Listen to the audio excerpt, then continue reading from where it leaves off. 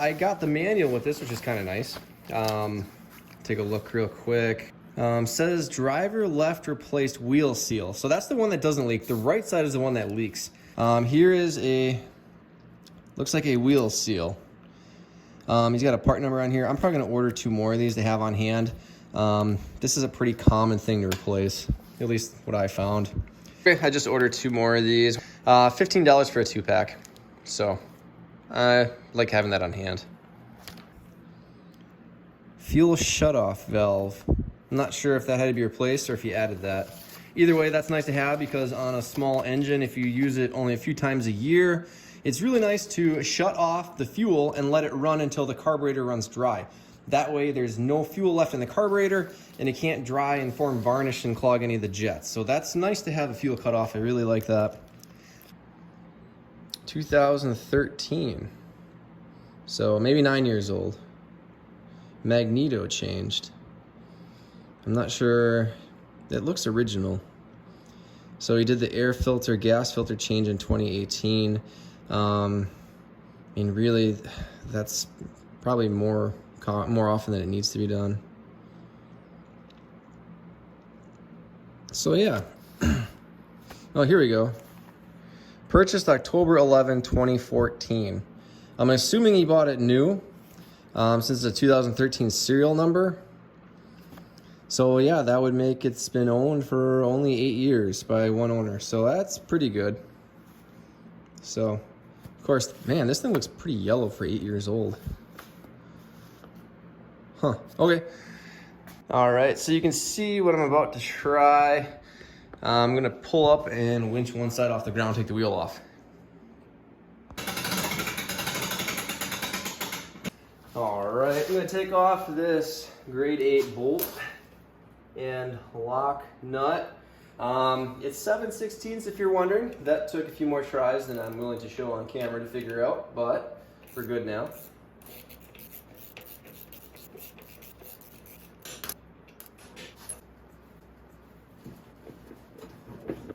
Oh, I guess he did take good care of it. That didn't put up a fight. And now we can see what's going on. Actually, let me show you.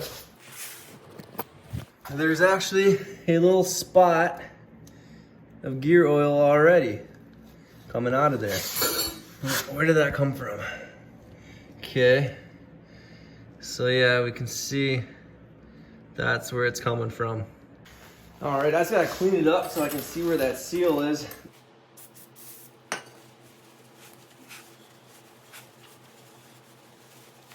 That looks good, I can see the seal. And now let's see if we can see where it's leaking. So I'm gonna be real careful to pop that out, not to scratch the axle, because I don't wanna make any burrs or anything on this that will mess up the seal. Yeah, see how this goes.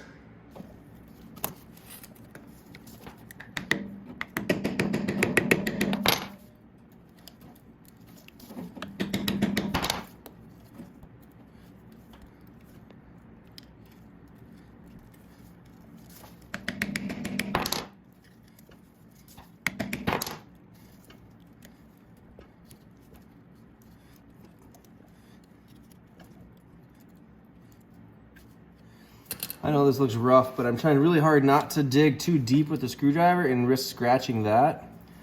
That's what I don't want to do. All right, so this is just the gray Scotch-Brite. And I'm just using this. It's not really going to sand much or take off much paint or metal, but what it might do is just kind of polish it a little bit. So if there's any little burr, this is going to help remove that. So, all right, just gonna wipe it down a little bit. Make sure there's no grit. I don't want any dirt or sand or anything in there, because again, you know, sandpaper, whatever, that's gonna chew up that seal. So that looks good and clean. I like that. So there's this these 2 flanges. I don't know if you can see, and there's a space right in the middle there. So right here is where I'm talking. And I'm gonna fill that with grease. I'm gonna use red grease. And I'm gonna pack this seal. So this might be hard to see. It sure is hard to do it on camera. But I'm just gonna take it and get it all in that raceway. Is that a raceway? Whatever, that little channel in here. Fill that up. There we go. Apologies. I'm basically kneeling on the floor trying to show this. So that's nice and packed. And then as long as I'm messing with this, might as well just keep going. And we'll put some in here too.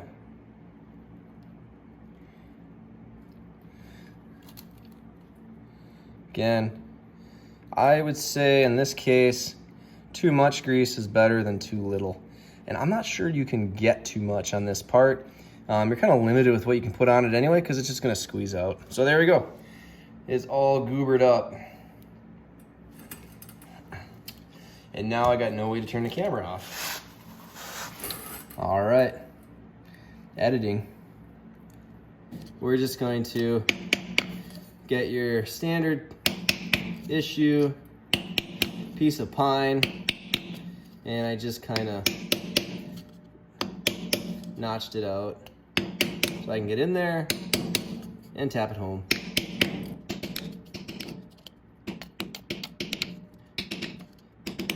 That is all done.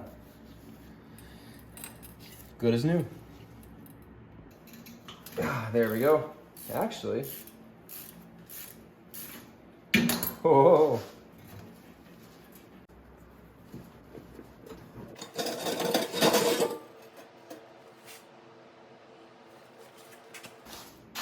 Let me just stand back and you'll see I have the front supported.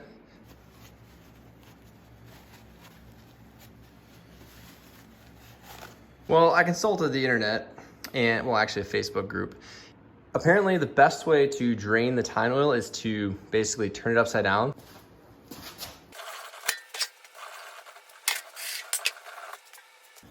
Okay, that wasn't very graceful. All right, let's take a look.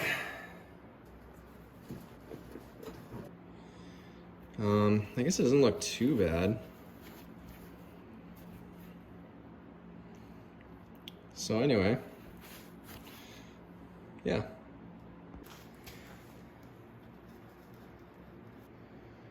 What do you suppose that is from? I think I see. I think there was a little rubber band right there that kept this from popping off. That's probably what that was. That's probably what this part is right here. Well, it's still gonna work without that. I don't think we're gonna fuss over that. But yeah, we're just gonna keep this grease like the manual says, and hope that does the trick. Let's see. Ugh.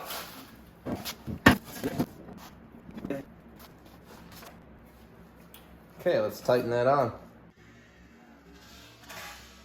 We're just going to pull that out. Dang, that looks just clean compared to the tines. I wonder why the tines are so dirty. Yeah, look at this stuff. That looks brand new. You know what? I'm leaving that in. And I think we just learned one nice thing about 140 weight oil. If you pop the drain plug, you got plenty of time to think about what you want to do. There we go. You can actually see the clean spot in the can.